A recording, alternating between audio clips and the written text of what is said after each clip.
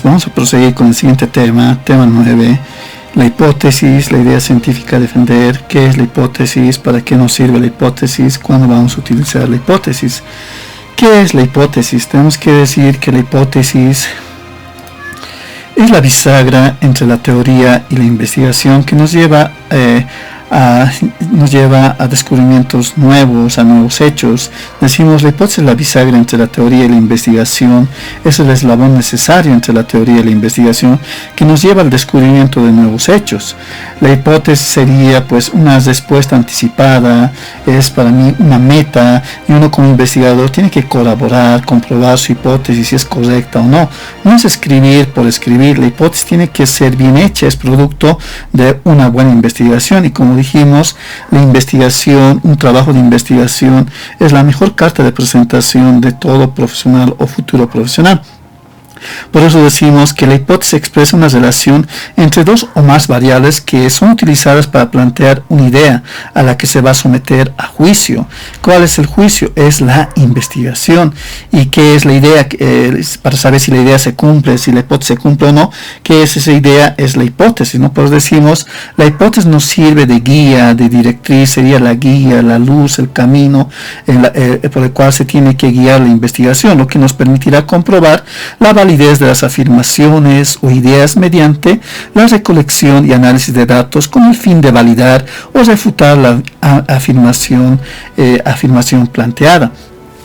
Para entender mejor por qué la hipótesis es una respuesta anticipada o adelantada o supuesta, donde existe una relación entre dos o más variables que se tienen que cruzar, contrastar con la investigación, podemos dar un ejemplo, ¿no? Por ejemplo, ¿por qué los profesores de la universidad no investigan, ¿no?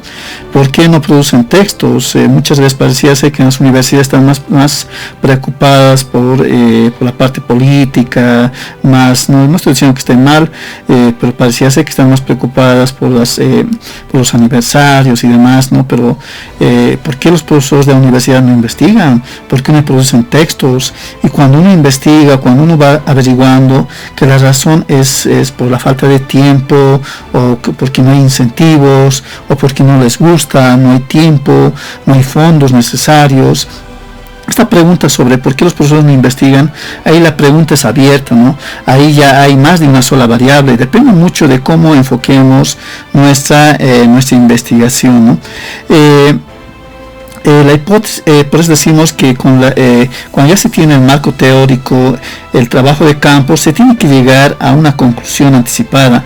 Esa respuesta anticipada, una vez que ya tenemos el planteamiento del problema, el marco teórico, tenemos que plantearnos también la hipótesis, la respuesta anticipada al planteamiento del problema, pero en muchas ocasiones ocurre lo contrario, ¿no? Si bien se ha partido de una hipótesis, podemos partir de una hipótesis, por ejemplo, ¿no? de que por insuficiente motivación los profesores no aplican el enfoque de competencias, nuestra hipótesis, ¿no?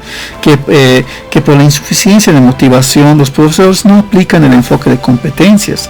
Pero cuando uno entra a hacer el trabajo de campo, cuando uno llega a conversar con los profesores en esa unidad educativa, y cuando se aplicó los instrumentos, ahí nos encontramos con otros problemas en nuestra hipótesis, porque resulta de que hay otros factores, y que no es solo la falta de motivación, porque los profesores están muy motivados, sino quizás es la falta de materiales, equipos, infraestructura, un lugar de prácticas, laboratorio. También los profesores trabajan con lo que tienen y con lo que pueden.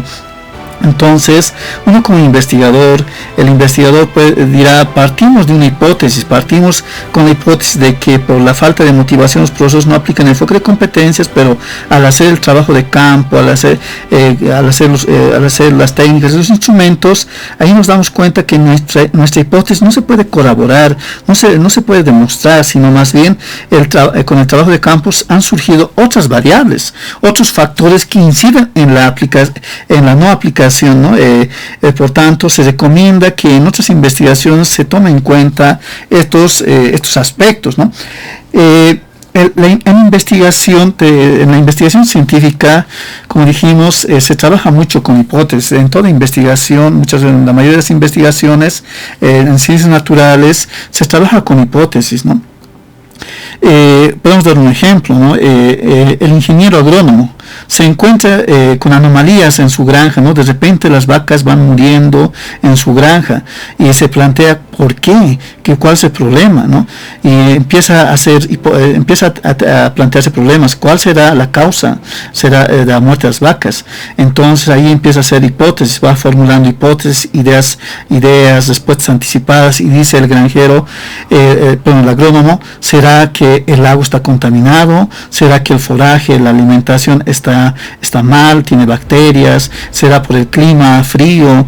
El científico, el investigador, empieza a descartar, dice, vamos a las condiciones climáticas, y dice, no está bien, ¿no? La alimentación también está bien, entonces vamos a ver el agua, y efectivamente es el agua que está contaminada, ¿no? Entonces efectivamente dice, es el agua que estaba mal. Entonces se confirma la hipótesis de que el agua era el factor por la cual las vacas estaban muriendo, ¿no? Entonces ahí sí se requiere hipótesis, ¿no? Podemos dar otros ejemplos. La pregunta principal de nuestra investigación es, ¿cuáles son los factores que inciden en el desempeño de los docentes en la Escuela Superior de Formación de Maestros de la Ciudad de La Paz? Al responder esta pregunta, el investigador puede identificar dos o más variables, ya que se identificará varias causas que inciden en el desempeño de los docentes, ¿no? Uno será la preparación y actualización. Segundo será la edad de los docentes. Tercero, que los profesores no manejan las nuevas tecnologías. Estos serán son los tres factores que inciden en el desempeño docente. El investigador debe garantizar y verificar esta hipótesis, ya que es el punto central de la investigación cuantitativa. Debe tratar de demostrar que tiene razón, que su hipótesis es correcta y que efectivamente estos son los factores que inciden en el desempeño docente, ¿no? Otra pregunta para tener una hipótesis puede ser, la pregunta principal puede ser en una investigación, ¿cuál es el factor que más incide en el rendimiento ahora de los estudiantes? La hipótesis puede ser, no ese factor que incide en el rendimiento de los estudiantes. Nuestra hipótesis puede ser, el factor que es más influyente es el factor docente, especialmente el docente con mucha experiencia o poca experiencia. Durante la investigación se procura verificar la hipótesis, ¿no? Cuando se está haciendo las técnicas y los instrumentos, las entrevistas, los cuestionarios, al revisar los resultados, se verifica que la antigüedad del docente no afecta el rendimiento escolar. No es así, no es el docente, sino hay otros factores. Entonces mi hipótesis no era correcta. Hay otras respuestas que no había previsto que se hace en ese momento. ¿Qué se hace en ese momento cuando nuestra hipótesis no se comprueba? En ese momento no puedes decir, pues no, voy a replantear mi hipótesis, voy a hacer una nueva hipótesis. Por ética de investigación no se hace, ¿no? La ética de investigación nos dice, nos dice que se tiene que respetar la hipótesis original, ¿no? La ética de investigación nos dice, se tiene que respetar la hipótesis original y mencionar los resultados en las conclusiones, ¿no? Uno puede preguntar, ¿qué pasa si había planteado en el marco de la investigación que el factor principal era principal en el rendimiento del estudiante era el factor docente con poca experiencia, pero a partir de la respuesta en las encuestas, a partir de las observaciones, entrevistas, no es el factor predominante, no la antigüedad del docente? Un profesor no influye, ¿no?, que el profesor tenga mucha o poca antigüedad, ¿no? Entonces puede haber otros factores que pueden ser el ambiente en el aula, la falta de un buen mobiliario, la falta de tecnología, laboratorios en aula, que pueden incidir más, ¿no? Entonces, ¿qué se hace si los resultados contradicen nuestra hipótesis? Ahí la ética de investigación nos dice muy bien, deja tranquila la hipótesis, y solo en las conclusiones y recomendaciones uno tiene que mencionar en las conclusiones y recomendaciones que no se ha podido encontrar, no se ha podido comprobar, no se encontró la hipótesis y que es nula nuestra hipótesis, sino hay otras hipótesis que responden a la pregunta principal del problema. La investigación es válida.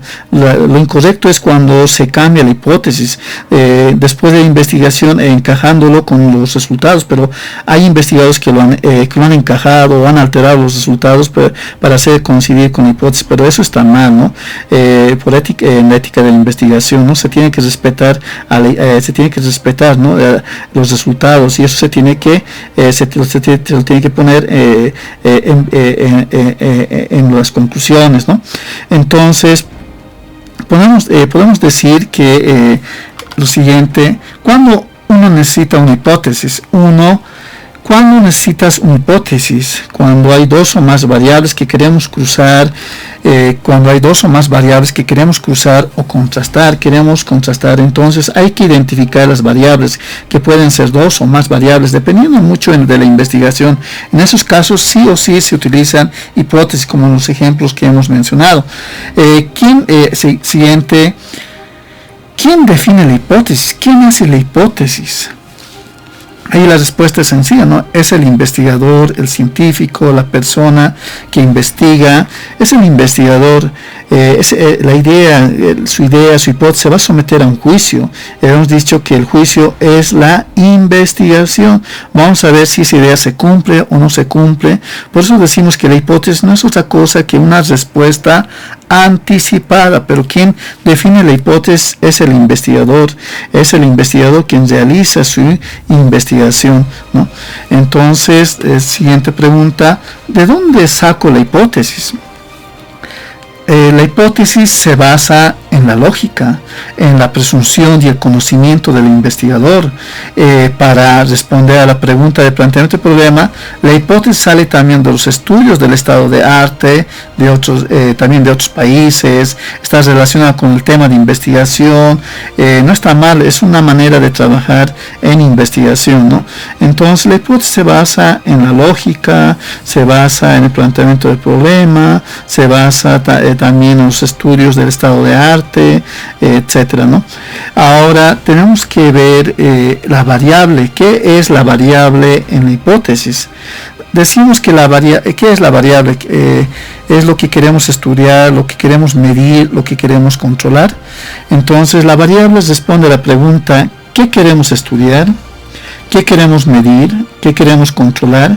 Ya que la investigación contiene, decimos, propiedades, características, atributos y condiciones que pueden ser medibles, observadas y manipuladas dependiendo del tipo de investigación, ¿no? Entonces, la variable, la variable puede aplicarse a una persona, a varias personas, a un objeto o a un fenómenos, los cuales adquieren diferentes valores o manifestaciones, como por ejemplo la edad, el estatus económico, la actitud, la altura, el aprovechamiento escolar, desempeño laboral. También el objeto de estudio puede ser personas, objetos, sobre todo en materia de pericias, en ciencias forenses, estudio de algún tipo de material que sirve para la realización de pericias, algunos fenómenos, hechos, normas, leyes, etcétera, ¿no? Entonces, decimos que la variable es lo que queremos estudiar, lo que queremos medir, controlar, ¿no? Y en la investigación siempre va a contener propiedades, características, atributos y condiciones que pueden ser medibles, observadas y manipuladas, ¿no? Dependiendo del tipo de estudio que pueda plantear la diversidad de variables, ¿no? Ahora, ¿cómo clasificamos la variable? ¿Cuál sería la clasificación de las variables? Hay diferentes tipos de variables que dependen mucho del tema de estudio. A continuación vamos a mencionar las principales. Tenemos, como saben, la variable cualitativa. Son aquellas variables que no pueden medirse numéricamente, no se pueden medir numéricamente, no pueden medirse en términos numéricos, ya que buscan describir la propiedad, el atributo, la categoría o características en concreto mediante palabras. Por ejemplo, el género, el estado civil, el nivel de estudio, la religión, etcétera, ¿no? Entonces decimos que las variables cualitativas son aquellas variables que no pueden medirse en términos numéricos, ya que se busca describir la propiedad, el atributo, la categoría o características en concreto mediante palabras como por ejemplo el género, el estado civil, nivel de estudio, religión, etcétera, ¿no? También tenemos la variable cuantitativa. ¿Qué es la variable cuantitativa? La variable cuantitativa son aquellas variables cuyas características tienen un valor numérico, pueden medirse numéricamente, ¿no? Porque representan cantidades, pueden medir, no representan cantidades, valores específicos, pueden medirse, por ejemplo, el nivel de ingresos, edad, talla, peso del estudiante, etcétera, ¿no?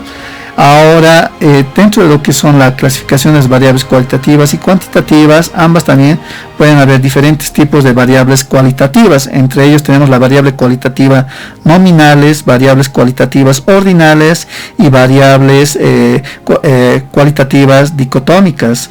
¿Qué es la variable cualitativa nominal? La variable cualitativa nominales, podemos definirla, son aquellas variables que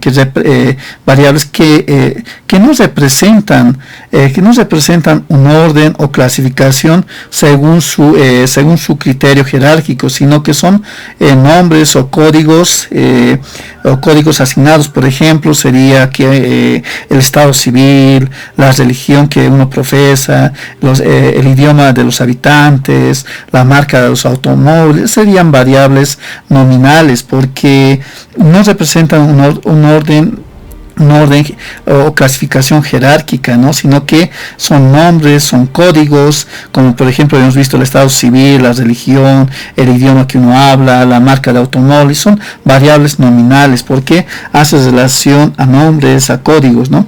Ahora, ¿qué son las variables cualitativas ordinales?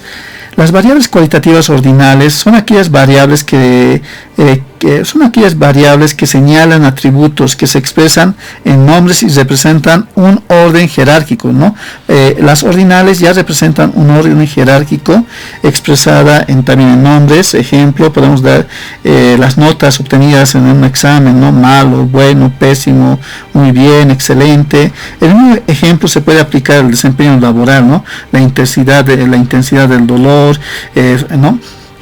Entonces, en las variables cualitativas ordinales, aquí ya representan un orden jerárquico, señalan atributos que se expresan también con nombres. Por ejemplo, las notas que uno obtiene en un examen, ¿no? Pueden ser malo, regular, bueno, muy bueno, excelente. Lo mismo se puede aplicar en desempeño laboral, ¿no? Bueno, malo, pésimo, etcétera, ¿no? Entonces, esas serían las variables ordinales, ¿no? Ahora, las variables dicotómicas solo pueden tomar dos valores posibles. Las variables cualitativa dicotómica son aquellas variables que solo pueden tomar dos variables posibles. Por ejemplo, en el caso de ejemplo del sexo, ¿no? ¿Es varón o es mujer? En la opción del voto, ¿es por el sí o por el no? ¿No? Son variables cualitativas dicotómicas, ¿no? Pueden haber más variables, pero son las principales. También pueden haber variables cualitativas policotómicas, ¿no? Son aquellas variables que pueden adquirir tres o más valores. Ejemplo, el estado civil, la religión que profesa, nivel socioeconómico, grupo sanguíneo, etcétera. Pero generalmente están las nominales, ordinales, dicotómicas o las policotómicas, ¿no? Ahora, entre las variables cuantitativas tenemos la variable cuantitativa continua y la variable cuantitativa discreta. ¿Qué es la variable cuantitativa continua? Como dijimos, la variable cuantitativa continua puede tomar cualquier valor. Son aquellas que pueden tomar cualquier valor, es decir, pueden asumir un número incontable de valores. Ejemplo, en la cuantitativa podemos dar la tasa de natalidad, ¿no? La talla, el peso, el tiempo, la velocidad, el diámetro, etcétera. Son variables cuantitativas continuas porque pueden tomar cualquier valor, pueden asumir un número incontable de valores, ¿no? Ahora, las variables cuantitativas discretas son aquellas que solo pueden tomar valores enteros, es decir, pueden asumir un número contable de valores, por ejemplo, el número de hijos que tiene una persona, el número de empleados en una empresa, ¿no? Es una variable cuantitativa discreta, no es exacta su población, ¿no? El número de animales dentro de una granja, el número de árboles en un parque, etcétera, son variables cuantitativas discretas, ¿no? Ahora vamos a la variable de acuerdo a la función o relación. Se divide, ¿no? Variable independiente y variable dependiente. También estaría la variable interviniente, pero generalmente conocemos a la variable independiente y la variable dependiente, ¿no? Se lo abrevia así. La variable independiente es la causa que manipula, se controla en el estudio. La variable independiente podemos definirla como las causas, ¿no? Y la variable dependiente sería el efecto. La variable independiente es la causa, son aquellas variables que se pueden manipular, se pueden controlar, se pueden manipular, se manipulan, se controlan. Un estudio se cree que afecta a otras variables, ¿no? Es decir, determinan el comportamiento de otras variables. La variable independiente son las causas que producen un efecto. La variable independiente son las causas que van a producir un efecto, ¿no? Se pueden manipular y controlar, se pueden controlar, ¿no? ¿no? Y la variable dependiente la variable dependiente es el efecto, ¿no? Son aquellas variables que se observan y se miden se miden, ¿no? Para determinar el efecto de la variable independiente, ¿no? Entonces sería un ejemplo, ¿no? La variable independiente serían las causas, ¿no? Ejemplo, ¿no? Para preparar un fricasé se requieren, ¿no? Ciertos ingredientes, carne, sal, mote, no sé, etcétera. Esa sería la variable independiente que uno puede controlar, puede manipular, y la variable dependiente es el efecto, ¿no? Si preparamos todo esto, ¿no? Con la carne, sal, etcétera, el sabor del fricasé para unos puede ser muy rico, para otros no.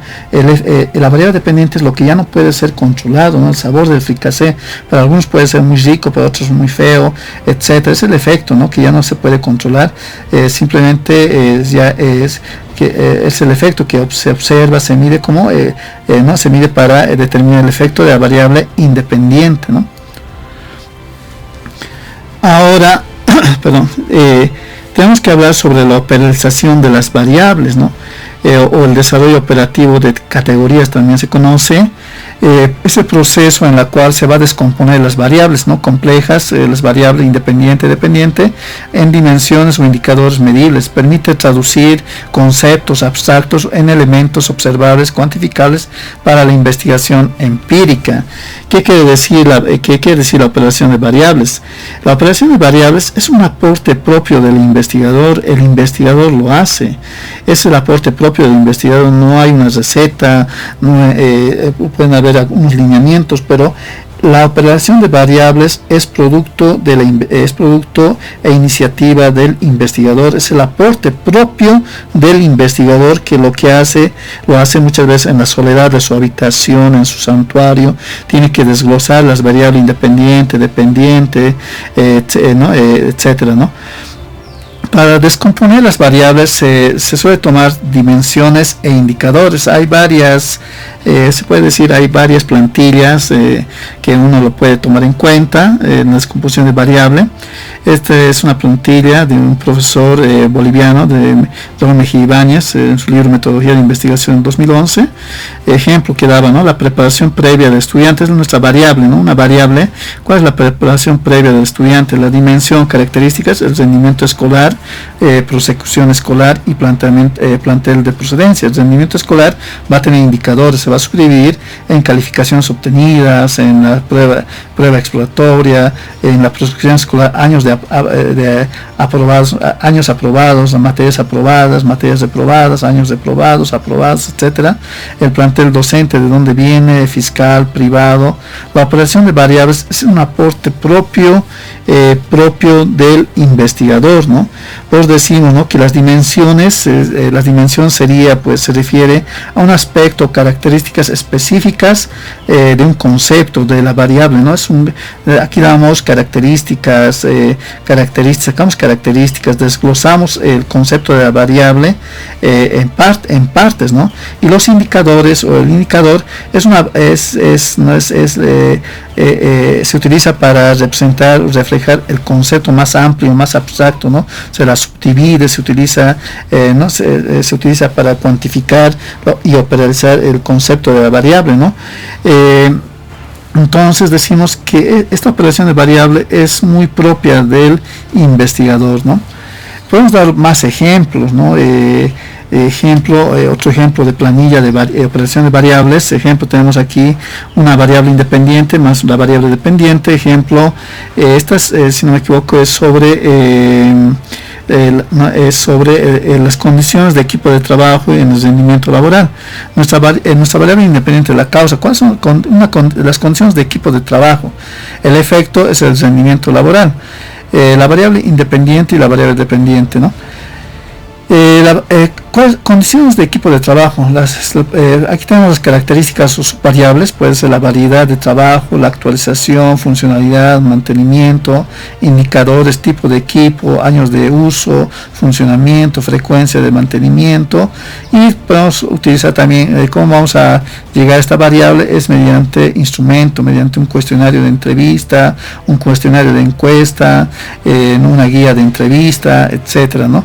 Aquí puedes utilizar diferentes instrumentos para llegar a la variable independiente, puede ser observación, cuestionario, análisis documental, etcétera, ¿no? El rendimiento laboral, ¿no? Es otra variable dependiente. Sus características serían la cantidad de trabajo, calidad de trabajo. Los indicadores serían número de asuntos resueltos por día, cantidad de tipo de fallas en las comunicaciones, cantidad de tipo de quejas, usuarios, y su instrumento sería el cuestionario, ¿no? Podemos dar otros modelos de operación de variables que directamente pueden manejarse solo con indicadores también, ¿no? No es necesario, ¿no? La regla no dice que necesariamente tengan, ¿no?, variable, indicadores, dimensiones, instrumentos. Esta generalmente así presenta la operación de variables, pero también puede ser de diferente manera. Ejemplo, ¿no? Nuestra tesis puede ser: la desintegración familiar en Bolivia es la causa que conlleva, pero nuestra hipótesis, ¿no? La desintegración familiar en Bolivia es la causa que conlleva a que los adolescentes se integren en pandillas juveniles. Aquí la variable independiente sería la desintegración familiar, produce el efecto la variable independiente es la desintegración familiar, y la variable dependiente sería la integración a pandillas. Entonces aquí en la variable independiente la causa y el efecto lo tienes que dividir, ¿no? No es necesario que copies, ¿no?, la desintegración familiar en Bolivia. Es suficiente que menciones, ¿no?, la parte principal, el concepto principal es desintegración familiar, se entiende que es la variable independiente, y la integración a pandillas es la variable dependiente, ¿no?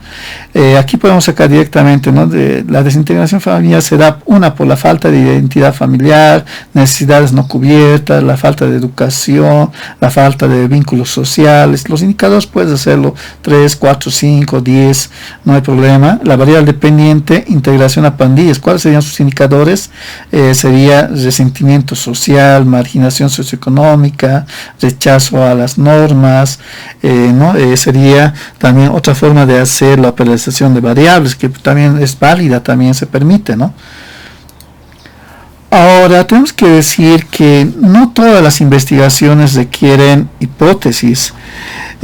Habíamos visto que en una época las corrientes apuntaban y generaban investigaciones positivistas, y como sabemos, la hipótesis es parte de la investigación cuantitativa positivista. Durante la época, si no me equivoco, de los años 70, 80, 90, todo el mundo hacía investigaciones cuantitativas. Esa era la regla para realizar una tesis, un trabajo de investigación. investigación, todas tenían que tener hipótesis, ¿no? Estaba de moda en los años 70, 90, hasta 2000, ¿no? Pero luego cobró mucha importancia las investigaciones cualitativas. Ahí se proclamó que muera la hipótesis, abajo la hipótesis, y se entró con todo a la investigación cualitativa. Hoy en día se reconoce ambas posibilidades en la tesis. Puedes utilizar hipótesis, pero también si la investigación no se requiere hipótesis, no puedes utilizar, también no puedes utilizar la hipótesis, ¿no? Puedes utilizar una idea a defender, también son válidas. Hoy en día se reconoce ambas posibilidades, que la tesis tenga hipótesis o que no tenga hipótesis, son válidas en investigación. Muchas veces se parte con la hipótesis, pero como dijimos, que cuando uno está investigando, aplicando instrumentos, se da cuenta que no es necesaria la hipótesis. Por ejemplo, sobre el tema de los profesores que no aplican el enfoque de competencias por la falta de motivación, pero haciendo la investigación mediante las entrevistas, mediante la observación, uno como investigador se da cuenta que no es por la falta de motivación que los profesores no aplican el enfoque de competencias, ya que hay otros factores como la falta de materiales, equipos, laboratorio, tecnología, etcétera. El investigador señala que la hipótesis no se ha podido comprobar. Hay otros factores que inciden y en las recomendaciones, en las recomendaciones dice que se tome en cuenta esta tesis en las futuras investigaciones. No se ha podido comprobar la hipótesis, sino se ha podido encontrar otros factores, otras variables, ¿no? En otras investigaciones puede ser que no haya hipótesis. El investigador tendrá que decir: disculpen señores, me equivoqué, no se comprobó no se comprobó la hipótesis, no se comprobó bien mi hipótesis, entonces será una hipótesis llamada nula, que esos no son pues factores cuando decimos que es una hipótesis nula, que esos no son los factores. Después eso se explica en las conclusiones. Incluso hay un apartado que se llama la parte de la discusión, se plantea una hipótesis, sin embargo haciendo consultas, cruces estadísticos, no era esta la respuesta, se anula la hipótesis, no se cumple la hipótesis y se recomienda hacer otro estudio posterior, ¿no? En las recomendaciones. Entonces no necesariamente la hipótesis anticipada o respuesta anticipada se cumple, porque la realidad es otra. No por eso uno tiene que volver a realizar la tesis o volver a hacer preguntas, volver a replantear su esquema, su matriz de consistencia, etcétera.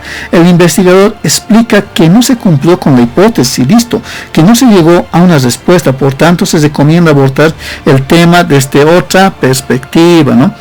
Entonces, estoy compartiendo. Entonces, generalmente no se requiere hipótesis en investigaciones exploratorias cuando el fenómeno es desconocido, se carece de información suficiente para establecer hipótesis. Generalmente las investigaciones exploratorias hay muchas que se presentan en posgrados, en nivel maestría, ¿no?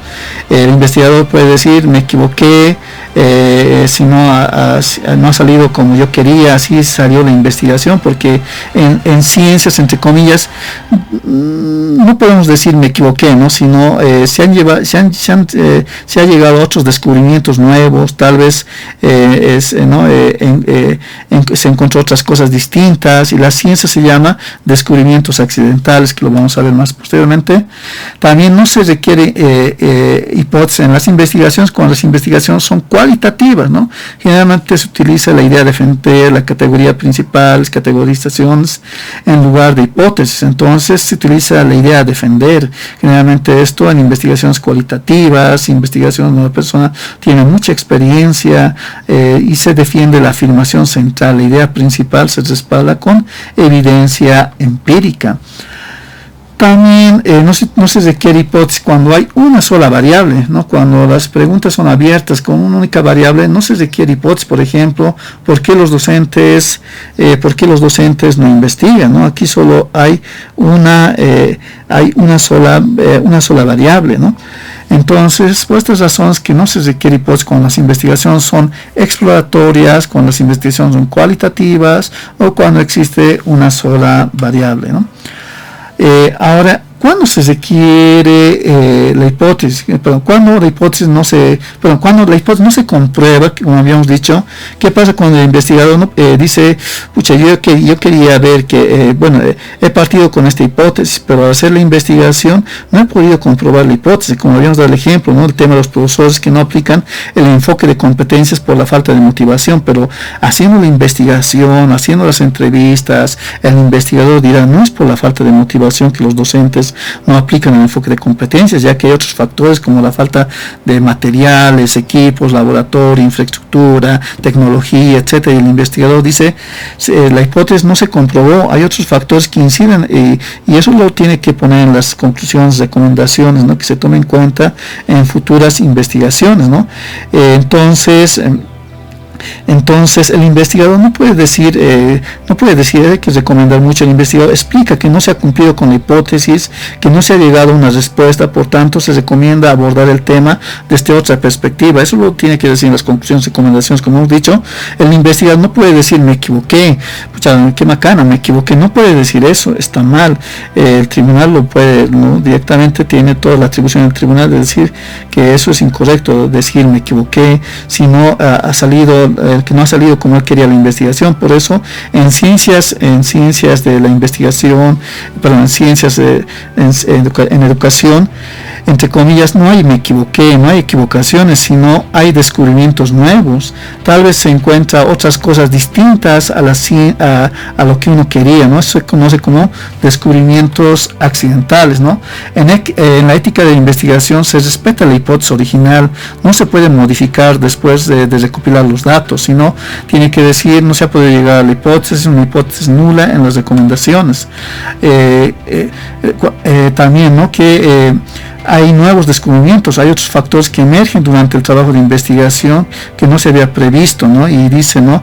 Se explica que no se ha podido cumplir una hipótesis, que no se ha llegado a una respuesta, por tanto se recomienda abordar el tema desde otras perspectivas, porque han habido otros factores que influyen, otros factores, ¿no? Y el investigador señala que la hipótesis no se ha podido comprobar porque hay otros factores que inciden, y en recomendaciones dice que se tome en cuenta en futuras investigaciones, ¿no? En las conclusiones y recomendaciones, ¿no? Documenta que la hipótesis no se colaboró, identifica nuevas variables encontradas. Eso lo tiene que comentar, lo tiene que decir en las conclusiones y recomendaciones, ¿no? Habíamos dicho que si el investigador no puede decir me equivoqué, no puede decir que salió mal la investigación. Eso no hay en ciencias de la educación. No puede decir entre comillas me equivoqué. No hay entre comillas no hay equivocaciones, ya que hay siempre descubrimientos nuevos, encuentras otras cosas distintas, y eso en ciencia se llama descubrimientos accidentales. Descubrimientos accidentales también se conoce como serendipia científica, se conoce también como descubrimientos accidentales, ¿no? Ejemplo, el descubrimiento del Viagra. Ustedes saben que el Viagra, la pastilla azul, no fue querida, no fue buscada, ¿no? Que fue uno de los descubrimientos más importantes en el siglo XX, que resolvió muchos problemas, sobre todo en los varones, ¿no? Al principio se estaba buscando un remedio, creo, para la hipertensión. En principio se aplicó en voluntarios, ¿no? Diferentes medicamentos para la hipertensión. Esos medicamentos se hizo un seguimiento, ¿no? Los médicos hicieron un seguimiento como conejillo de indias. Es un tipo de medicamentos, se lo tiene que realizar con seres humanos, ¿no? Se hizo un seguimiento una semana, 2 semanas, un mes, y cada vez no se hacían reportes, ¿no? Sobre el control, y las personas decían, no he sentido ningún tipo de reacción, sino he sentido otro tipo de reacciones, ¿no? He sentido erecciones prolongadas, hipersexualidad, etcétera. Entonces se ha hecho un descubrimiento accidental con el Viagra, ¿no? El medicamento que ha rompido los hábitos y las costumbres en el siglo XX, ¿no? Lo mismo podemos hablar de la penicilina de 1928, pero Flinckner buscaba remedio para la hipertensión, descubrió accidentalmente un antibiótico revolucionario, ¿no? Entonces también podemos hablar sobre la penicilina, ¿no? Decimos, ¿no? que a un principio la ciencia, muchas veces así avanza la ciencia, ¿no? El investigador busca comprobar su hipótesis y lograr sus hallazgos, pero en el transcurso de la investigación uno busca una cosa y encuentra otra cosa. La hipótesis va por un lado y se encuentra otra cosa, pero todo es fruto de la investigación. La ciencia ha avanzado así, con adelantos, retrasos, vacíos y encuentros sorprendentes o accidentales, como la penicilina, que era para curar heridas e infecciones, ¿no? Entonces decimos que el conocimiento no es como un taladro, ¿no?, que te perfora la mente y ya tienes conocimiento. Es mentira que los genios existen, ¿no? El conocimiento muchas veces es una labor ardua, solitaria. Uno está en su cuarto, en su habitación, escribiendo, leyendo, muchas veces un trabajo muy solitario. Isaac Newton era una persona solitaria que en el campo escribió todas sus investigaciones sobre el cálculo, la matemática, y nunca se casó, ¿no? Muchas veces la investigación conlleva muchos sacrificios, no es de la noche a la mañana. Entonces decimos que hay investigaciones que no requieren formular hipótesis, porque el fenómeno a estudiar es desconocido o se carece de información para establecerla. Eso generalmente ocurre en investigaciones exploratorias, como dijimos, y en algunas investigaciones también descriptivas, ¿no? Se forma una hipótesis cuando hay una relación entre dos o más variables, pero cuando la tesis tiene una sola variable, tampoco se requiere una hipótesis, como dijimos, ¿no? Ejemplo, ¿por qué los profesores de la universidad no investigan? Es una sola pregunta, es una sola variable, ¿no? Entonces, también podemos decir que la idea científica a defender es la afirmación central, ¿no? Cuando hay hipótesis se utiliza la idea científica a defender. ¿Qué es la idea científica a defender? Es la afirmación central que el investigador respalda con evidencia empírica, base y corazón es la base y la corazón del tesis. Debe ser clara, concisa y original. Contiene categorías claves exploradas inductivamente desde los datos. Permite demostrar y defender argumentos principales mediante hallazgos rigurosos. Generalmente lo hacen investigadores con mucha trayectoria, mucha experiencia, y ven otros aspectos que no han sido tal vez estudiados o muy poco estudiados, ¿no? Entonces, la idea científica a defender, decimos, es conocida como idea científica a defender, categorización. Se utiliza mucho en investigación cualitativa. La idea a defender en la tesis es la afirmación central, ¿no? Es la afirmación central, podemos decir, es la argumentación principal que el investigador busca respaldar con evidencia empírica y análisis cualitativo riguroso a lo largo de la investigación. La idea científica a defender sería la base, como dijimos, la base, el corazón mismo de la tesis. Es la afirmación que guiará o se debe defender a lo largo de la investigación. Es por eso que aquí el tesista tiene que vender su charque, tiene que convencer al tribunal. Por esa razón debe ser clara y concisa y original. La idea científica a defender debe ser clara, concisa y original. Podemos dar el ejemplo de si nuestra investigación se centra en el impacto del uso de las redes sociales en salud mental de los adolescentes. Nuestra idea a defender podría ser, aquí está, ¿no? El uso excesivo de redes sociales en adolescentes está directamente relacionado con el aumento de síntomas de ansiedad y depresión, ¿no? La ansiedad es cuando cuando la persona tiene idea desagradable, intrusa, de que algo malo va a pasar. La persona se siente ansiosa, desesperada, intranquila, no tiene un comportamiento intranquilo, una inseguridad, y la depresión es ¿no?, el exceso de tristeza, ¿no? Cuando la dopamina y serotonina se reducen a un término que no debía estar, ¿no?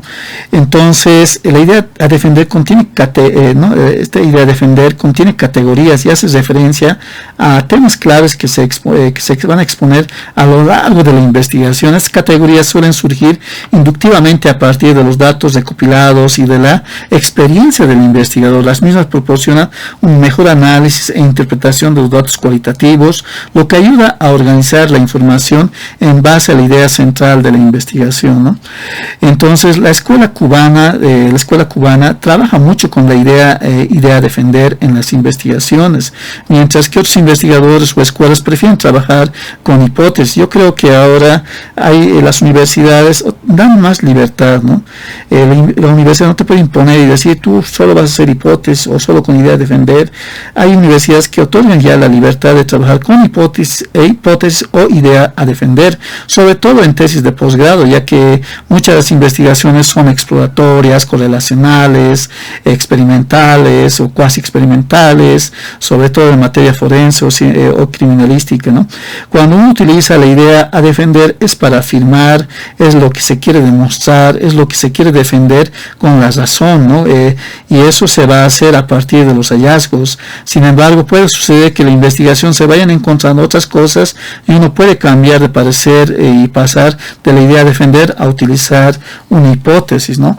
Por eso este tema es interesante, la hipótesis y la idea científica a defender, porque el conocimiento no es de la noche a la mañana, es fruto de la investigación.